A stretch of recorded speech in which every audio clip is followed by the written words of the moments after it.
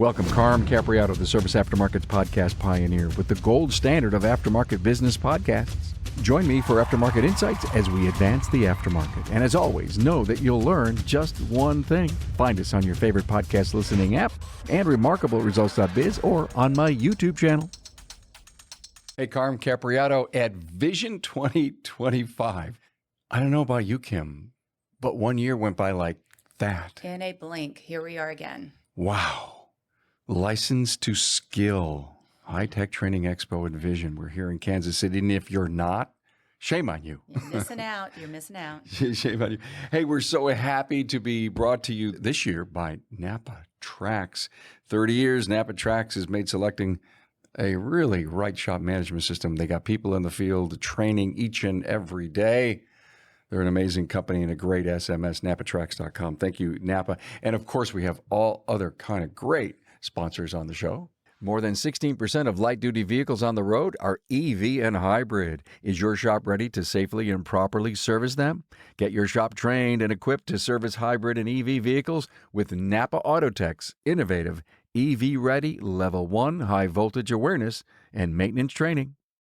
Hey, let's face it, your shop management system is the most critical tool in your shop, and NAPA Trax will move your shop into the SMS fast lane with on-site training, 6 days a week support, and local representation. Find NAPA Trax on the web at napatracs.com. So Kim Auernheimer is with me. CS Automotive, 2 locations in Tennessee. Yes, sir. We're flying into Nashville from Kansas City to get back to the Buff. And I've never really flown into Nashville. You were telling me last night that it's becoming a hub? It's a busy airport. You're going to be shocked about the sheer number of people at all hours of the night and day. Kim, how many years ago did we meet? Oh, my gosh. Years. It's been years since I've known you. You've come on the show in the past.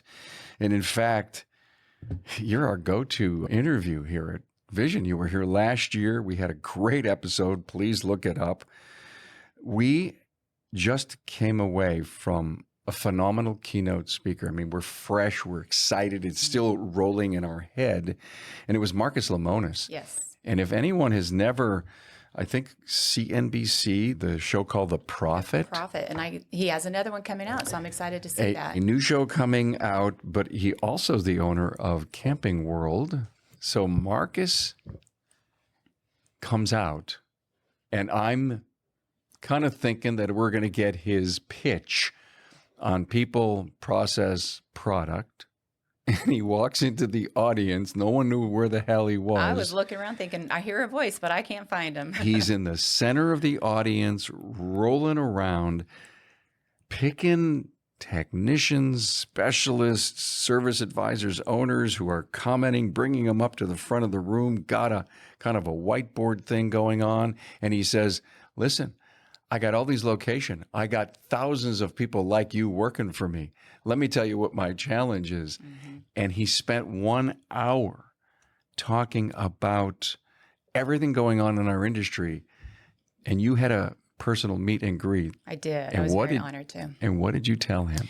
We walked into the room and he could sense that his passion was there in that room for that hour. His passion was there.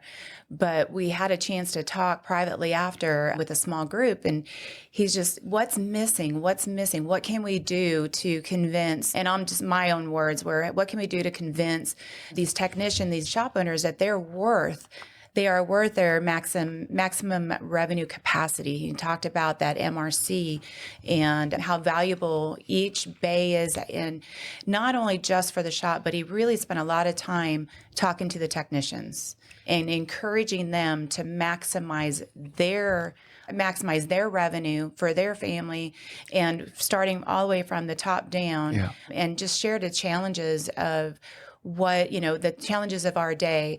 And I was so encouraged because I knew he owned Camping World. I mean, we've had our camper service there. We've spent a lot of time there, unfortunately. But he came in with a knowledge. He didn't come in fluff. He came in with a knowledge of how our operations as our auto repair shops, how our operations work. And really, I felt like he gave us a great challenge.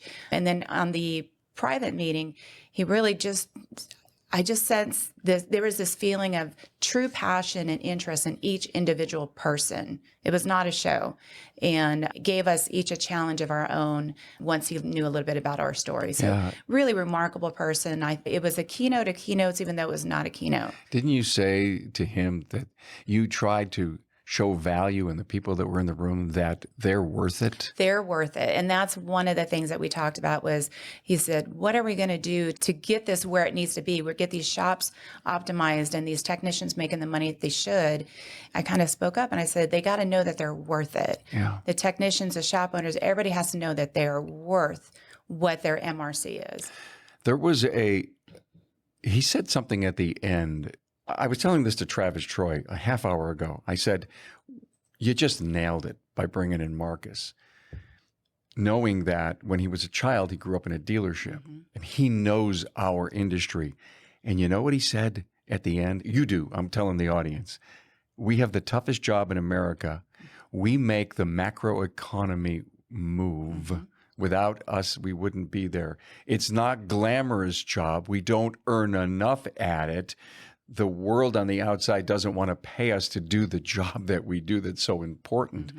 And it was so healthy for everyone in that room, from specialists to owners to service advisors, to hear this story from this, insider, but yet an influencer in the industry. And I think what he said was, if it weren't for us, this world would come to a stop. Yeah. You know, I thought about Parker from Colorado, who was in the audience. He's a diesel mechanic, Yeah. you know, all the way to getting our families from point A to point B. If we didn't do what we did, if there wasn't auto repair out there, the world would come to a stop. Exactly. And I don't think he was exaggerating. And I talk an awful lot about the medical field and the analogy of what we do to medical. And doesn't he kind of wrap it up at the end? He does. He talks about that. We're a hospital. Yeah. And he says we're the industry's vehicle operating room. And if you ever go to the doctor and the nurse comes in to take your vitals, that's the service advisor's role.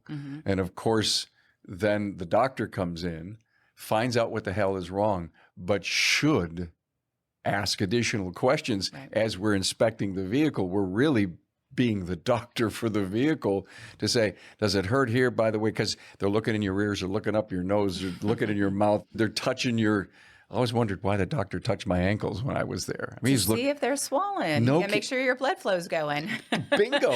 And so to me, that's the most incredible part of the analogy that Marcus brought, I think, to that room. And there were 1,100 first-timers at this event. And a good number of them were technicians. I really loved how he was able to just come in and say, every single person in that emergency room for the vehicle is important. Yeah. If one person doesn't do what they're supposed to do in the most efficient, the most productive, and yet still taking care of the client, then we fail. And I love how he put the onus on everybody's responsibility. It's not just the shop owners, and it's also not just the technicians or the specialists that have to perform. It's everybody. Yeah. When he started to go down this incredible list of what all of our responsibilities are, he basically said, and I'm going to read from my notes so I don't miss it. We have to modify this stuff, meaning efficiency, illness, parts, no-shows, all of these get in the way of our efficiency. So we're all in this thing together. The internet going down, that we communicate well, comebacks, the culture. I mean, someone said attitude, and he brought him up to the front, knowing if Marcus had more time, he'd probably dive heavily into culture, workflow, bottlenecks. And we are all responsible, from soup to nuts, everyone who plays a role in that business. I was so impressed. I love always, he talks about the 3 Ps. So I teach a 3 Ps class, but it's policies, processes, and procedures. Yeah. But his 3 Ps, and I've heard this before, so it's not original, but it really sunk home. It's the people, the processes, and the product. They all have to line up. They all have to work as one. You have to think in that mindset. It's about the people. It's about the process. It's about the product that's going to make it go. And the product is time. Yeah, that was the maximum revenue capacity equals time. Equals time. And I've heard he talked about, I don't remember what fruit he used, but we've heard from other trainers that bananas, if the bananas sit on the shelf at the store and they don't get sold, they're going to rot. I think it was Cecil Buller that said that. He talks about bananas. Yeah, You're selling, yeah. what are we selling? We're selling bananas. Bananas is our labor. If we don't sell it, it's not going out the door. It's wasted. It's rotten. It just goes in the It's trash. gone. Every hour you don't, You can never resuscitate a rotten banana. You never Not even can. not even in banana bread. So thank you for reminiscing about the keynote. That We was just really heard great. 2 I was hours really ago happy with here that. in Overland Park, the conference center here for Vision. Good job, Vision, on that one. Yeah, what I want to talk to Kim about is what I have termed a tale of 2 cities.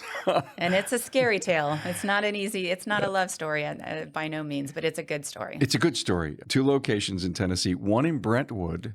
And if anyone knows Brentwood, I think that's where all the country people have homes. It's where all the country singers, I live around the corner from Dolly Parton, to the Predators, the Titans players, music industry, medical industry.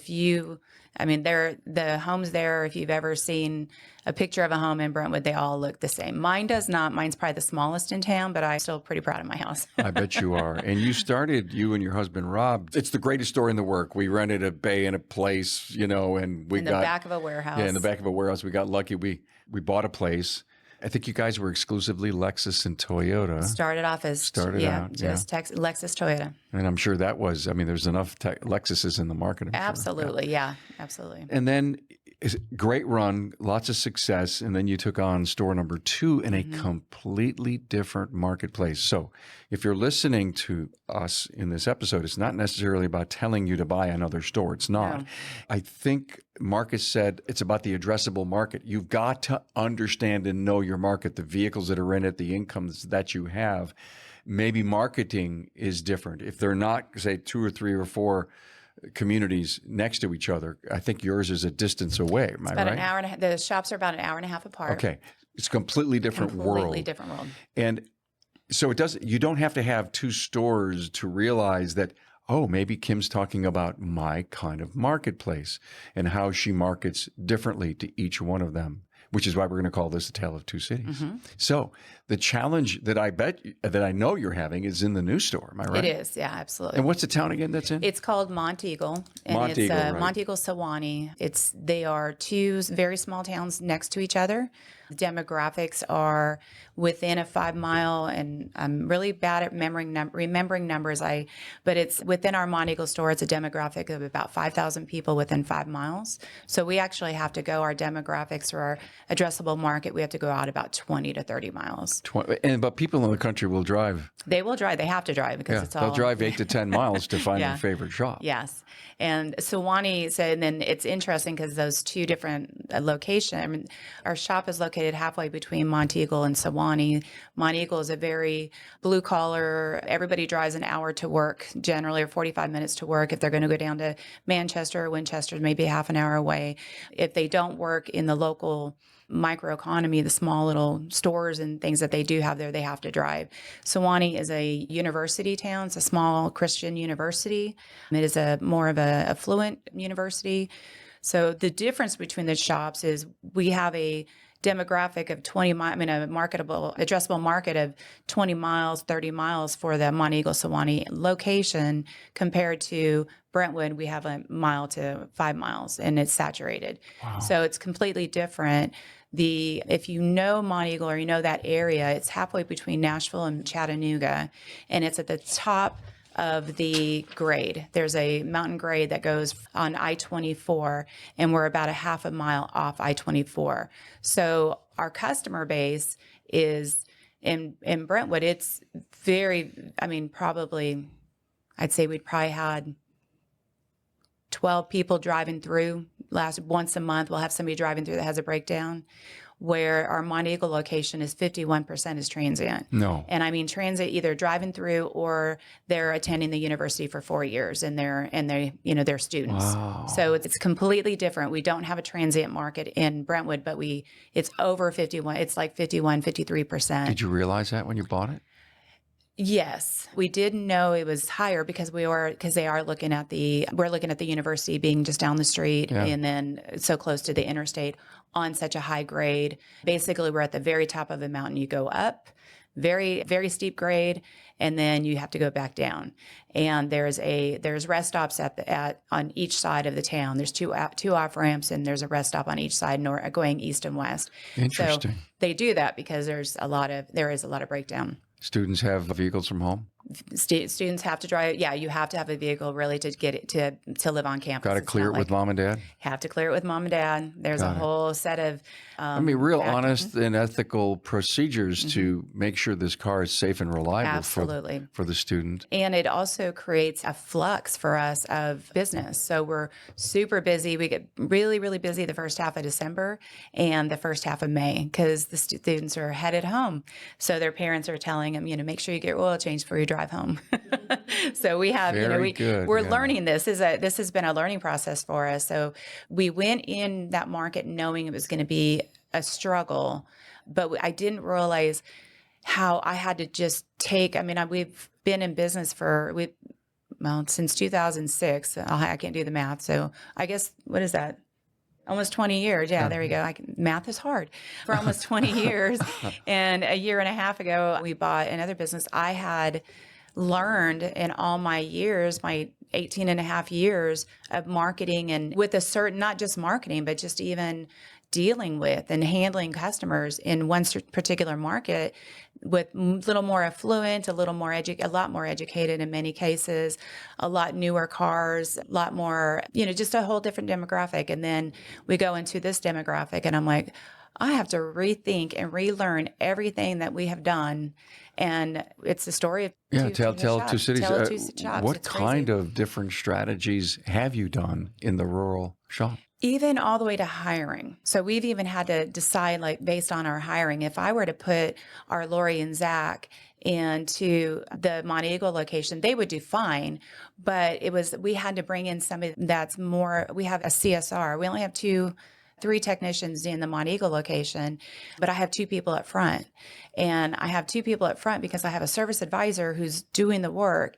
And because we have so many transits, so many breakdowns, we have this different culture down there. We have a CSR, and her job is to basically nurture and take care and provide solutions for these people that are traveling, get these students back to their school. In the front, guiding, if you will, a guide for this individual through this process, while the service advisor is writing everything up. So we have a service advisor that's doing the service advising, and then we have a CSR that's there to take care of these students and handhold and make sure that if they need a ride, if they need hotel accommodations, towing accommodations, basically there to, I guess, hold hands but nurture and take care of these clients, because it's a whole different. In Brentwood, they're dropping the car and they've got their other vehicle and they can Uber, they can do whatever they need to do, or we concierge drive, we provide rides, and we do that in Monteagle. And Susie's going to be gone for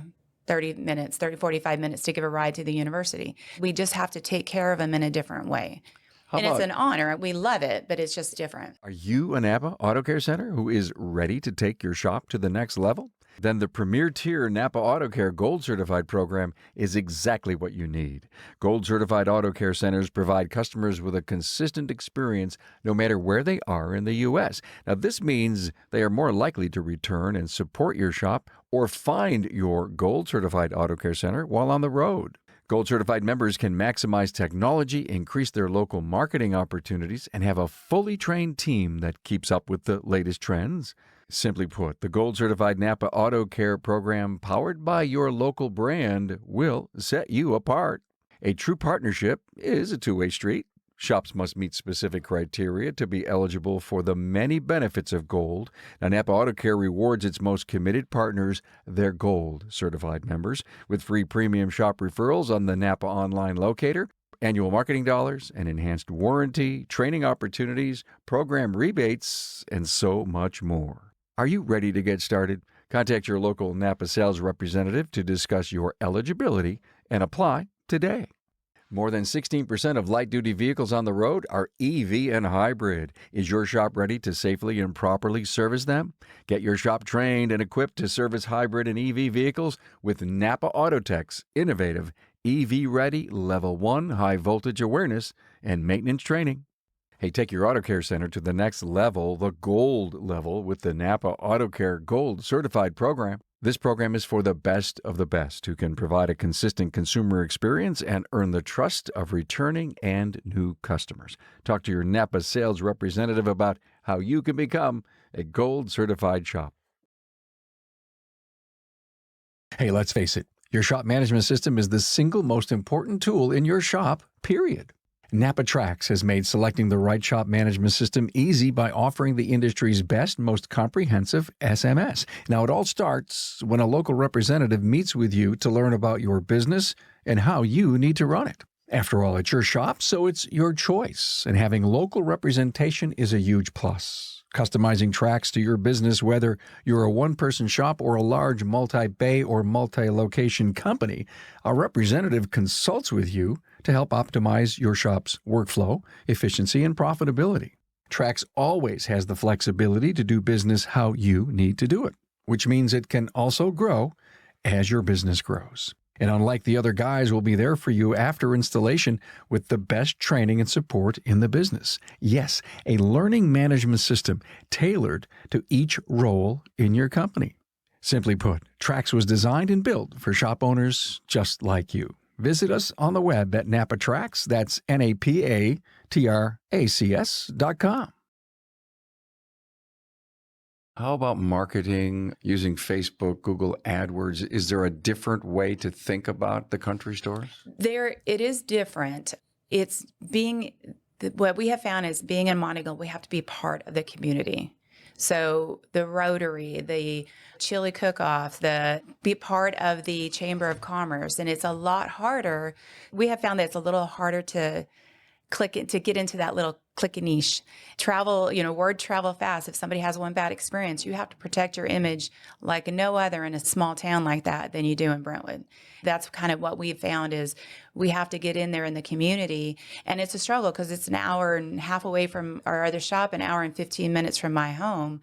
But it's more about being part of the community and not just being a corporate style store up there. You have brought a huge thing up here, concept strategy about being intimate with the community. Mm-hmm. And you live an hour and a half away. Mm-hmm. And let me make an assumption, you're not there every day, and you probably go there, let's just say 1 or 2 days a week. It's got to be so hard to be involved with the community when you're not living in it. So that's where we got a little smart. So I don't make it to the store as often as I should. My husband, Rob, is there. He tries to get there once a week. We have a director of operations that actually spends 2 days in Monteagle and 3 in Brentwood. But when we hired our CSR, she knows everybody in that town. She knows everybody.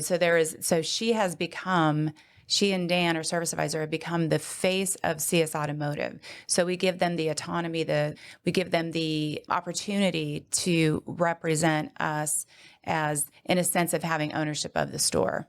That's nice. But it's been challenging. But everybody, so Susie knows everybody. So when they walked in, so we not only hired her to be able to take care of our customers because they have more needs because of location and space and distance of everything, but also she is in the community. She's of the community. She is the community. She's the host of the business. She is the host. She makes great coffee, and she does. Yeah. And I love people walk in and she takes such pride. She takes such pride in that business and, all the way to the lobby, and she's not let a plant die. And that's really hard for any of our employees. In fact, she has brought more, and it looks like a greenhouse in there. It's gorgeous. That's a cool story. She's never let a plant die. She's never let a plant die. That's kind of a joke. Yeah. Susie, she's never let a plant die. Never let a plant die. And so the community knows her. Mm-hmm. She is in the face of me. Does she do posting in Facebook? She is. One of our people down in Brentwood have been doing that, but we are getting her into that role now to have her start doing. And as she's always on Nextdoor. Everybody knows her. So going back to the marketing, geofencing, has been working some up there where Really? it works really good in Brentwood, Okay. but we're geofencing certain locations. But it really is just putting those faces out What are there. you geofencing around? The university. Okay. We tried doing the rest stops. But I've challenged some of the people in geofencing world to figure out how we can geofence if they've been there for more than like 20, 25 minutes instead of just using the potty and getting back in the car and heading on. So we were wasting a lot of drops on people that were just there to take a quick rest stop rather than a breakdown. And it's also going to a lot of truckers that are stopped there as well. Isn't it scary? Yeah. I'm sorry. It's just scary. Well, they haven't been able to figure out how to do the time yet. So if we can get somebody that's there okay. and that their phones are, there for, 30 minutes, they're probably going to be a trucker, but at least we can, captivate or capture some of those people that might be there. And where are you spending your money on? Search, on mindless scrolling? Is that what you're doing? You're inserting an ad? Postcards up there for the locals. Okay. And then up But there. what about the geofencing? It would be dropping down an ad. Okay. And if we can ever get it to know where we know that they are there and possibly there for a breakdown, then we would drop do you need help? Or, Okay. So the ad is specific to the geofencing by saying the word stuck. Are you stuck? Yeah, Something like that. You need right? help Okay. or around the corner. You need yes. help? Yeah. We're just around the corner. And that marketing up there, it's kind of funny because we're trying to get into the Billboard, and who I would never have thought Billboard, again, different mindset, that Billboard would work up there. But if you're driving I-24, there's billboard after billboard after billboard after billboard. And we happen to be located next to, it was a historic restaurant hotel called Smokehouse. The restaurant burned down, but they still have the commodity on billboards. And I'm like, if they would just give some of those up, we would be investing in billboards. Are you kidding me? No. They still, even though the restaurant's gone, it's still a hotel, and it's a small little restaurant now, but it was a historic location. They've taken a large commodity of the billboard space. So are you in charge of thinking all this marketing through? Do you work with people? It's funny because I will tell you that the thing that I am the least, I know my brand. I know I know who I'm looking for. I know my brand. I know in fact, I teach on branding, on the brand, but doing the marketing itself, like the ads and the offers, and I hate it. That is not my gift at all. So I really rely on my partners in my business to help me with that. Cool. Good for you. That's why I look for people that know me, know my clientele, and know how to market to them. And again, we have different, the word avatars, we have different demographics. In Monteagle, I can tell you what my two clients are, who they are, where they work, what they do, what they drink. I can tell you how many kids, what they drive. Monteagle, it's anybody and everybody that we can get in the front door. So it's a challenge. It's really a challenge. Why go up to Monteagle? If you ask me most days, I'd be able to give you a very good answer. And other days, I'm like, I have no idea why we did that. We're there for the long haul. So Monteagle right now is small town. And what's happening is since COVID, and so we bought a year and a half ago, since COVID, there's been a lot of people actually had second homes there. It was very much a vacation area or a second home because it's really close to a lake. It's up in the mountains. There's lots of mountain biking. In fact, there's a mountain bike trail that goes, I think it's like 38 miles from one city to another.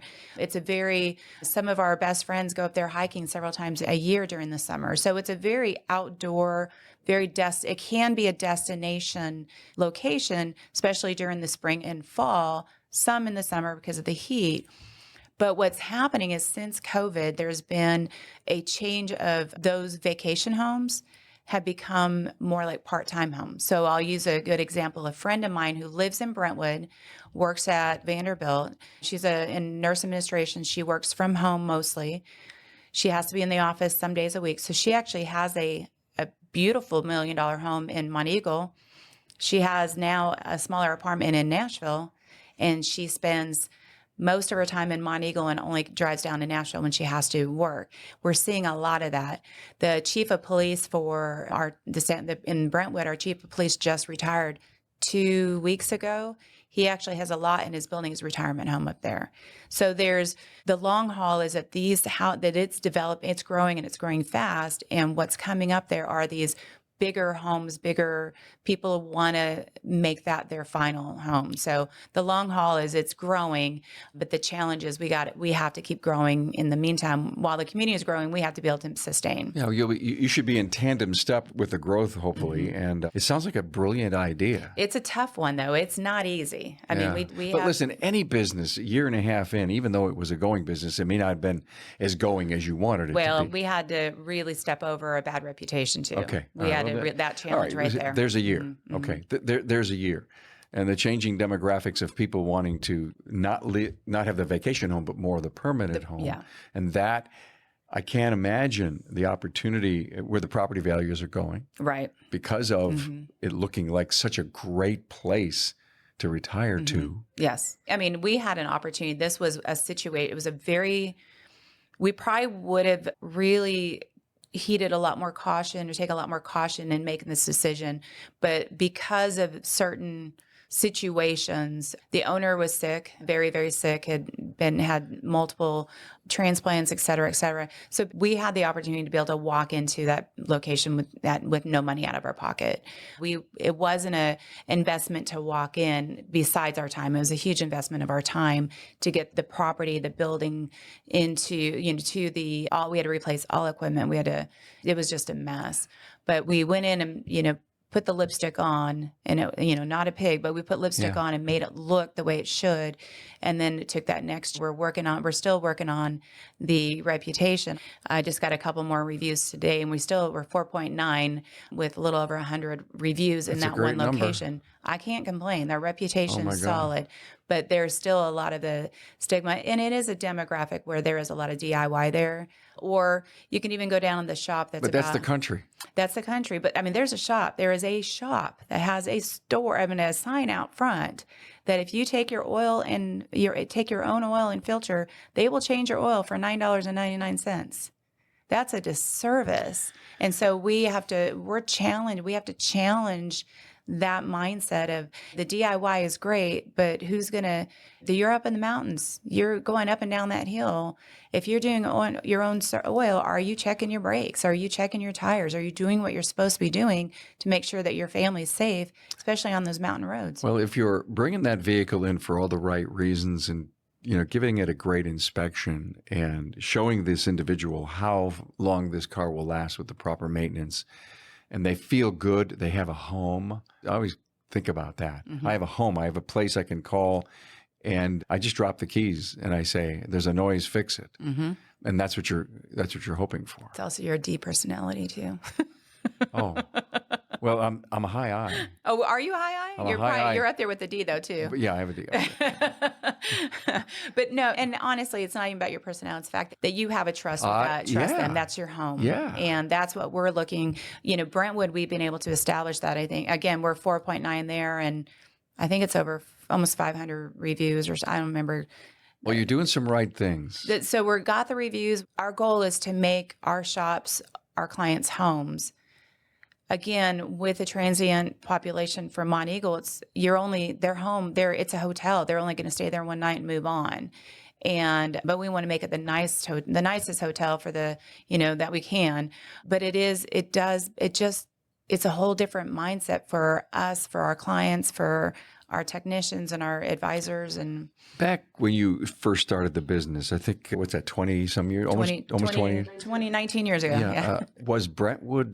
Did Brentwood have the reputation or the amount of money in it back then? I would say yes. I mean, it's definitely growing.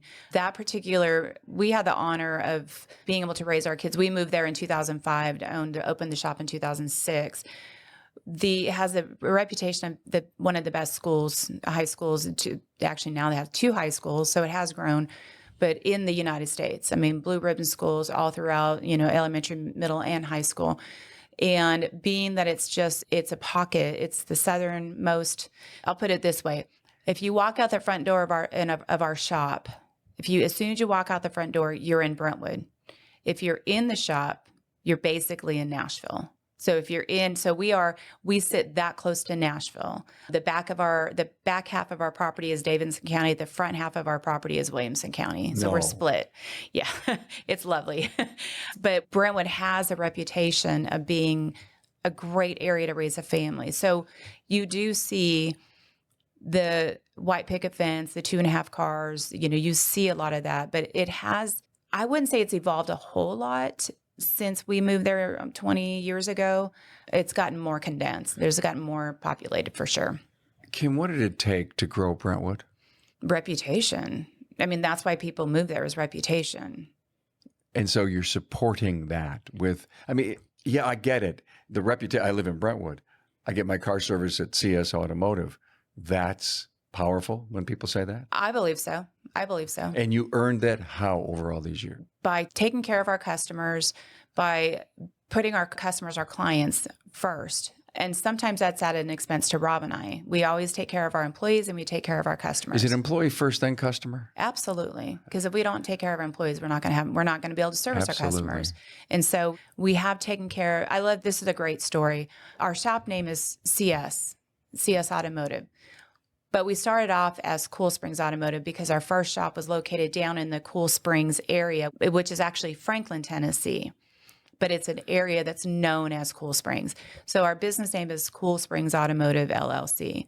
When we moved to Brentwood, Rob and I had a long discussion. It's kind of a funny discussion, but we had a long discussion about changing our name to CS Automotive because I didn't want people putting in their mindset when they talked about us that we're going to be down in the Cool Springs area, because now we're in Brentwood proper. So we're 5, 6, 7 miles from where our original store location was, in the back of the warehouse.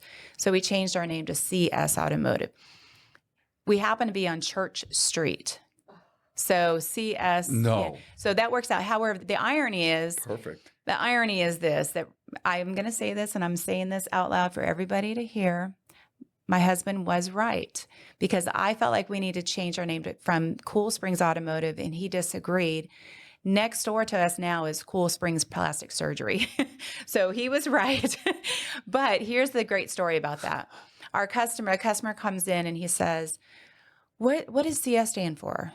And my husband said, well, we started off as Cool Springs. We moved to Brentwood, so we changed it so people wouldn't get us confused. We're on Church Street. He says, no.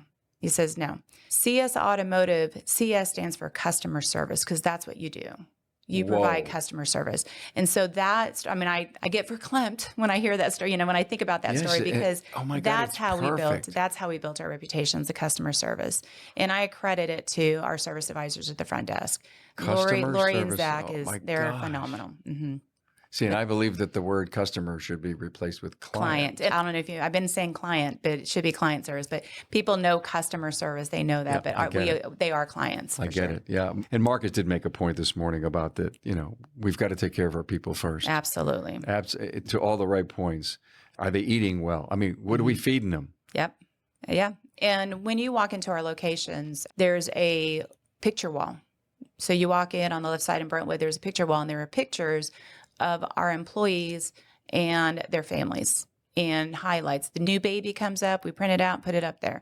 So I just had an opportunity to visit with our staff on Tuesday, and we talked about that. And I said, you all know why there's a picture wall out there? And some knew, because they were part of that development many years ago. And I got to share, I said, that picture wall is out there because we don't employ employees. We have families that we're responsible to as employers. So we employ families. Mm-hmm. And the picture wall is out there with your children, with your wife, because I want our customers to know, our clients to know that we have families here, that they're just not a commodity in the back.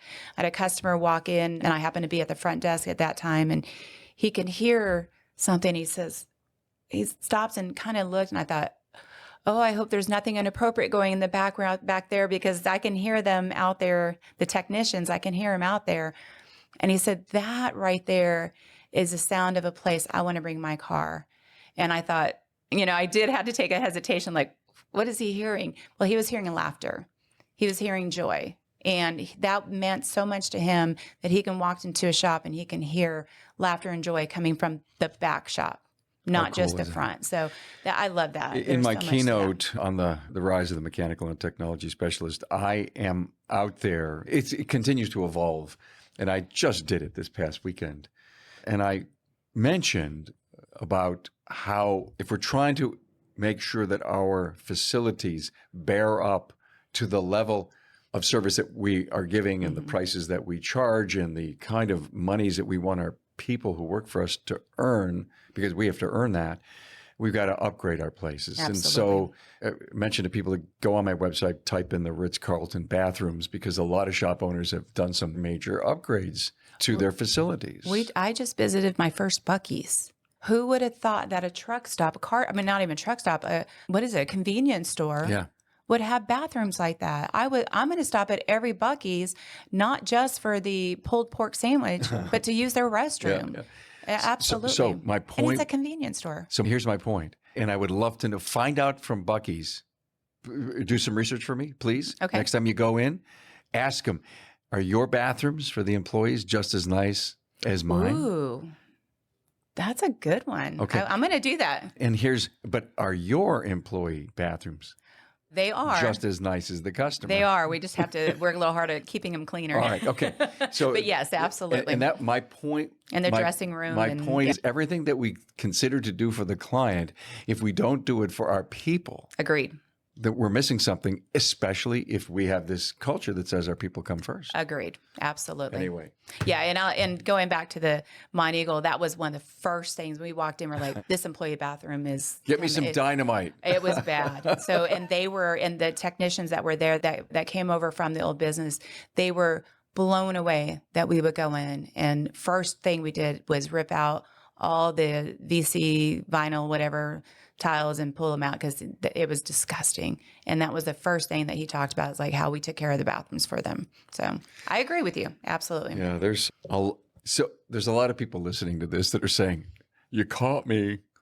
My bathrooms are bad for everything involved, both front of house and back of house. So, all right. Hopefully this episode will get you to spend some money on good bathrooms. Take care of your employees. Thank you for this episode, A Tale of Two Cities. I learned a lot. Thanks for sharing your behind the scenes with Marcus Lemonis here at Vision 2025 here in Kansas City. Kim Auernheimer. Set the bar very high for the rest of the Oh weekend. my gosh, Yes. did he ever? Yes. I took so many notes. You know what he was doing? Anyone who's ever been involved in a networking group, anyone who's ever been involved in a coaching group, heard Marcus lay the hardener on top of it. Absolutely. Yeah. And you can see some of the business coaches and they're going, yes, not in their Right. head. Yes, Yeah. absolutely. Thank you. Nailed it. Yeah. See what I've been Making saying? my job easier. Yes, what I've been saying is right. See? Exactly right. Kim Auernheimer, CS Automotive, Brentwood and Monteagle, Sewanee, Sewanee, yes. Tennessee. Thanks for being here. Thank you. Thank you, as always.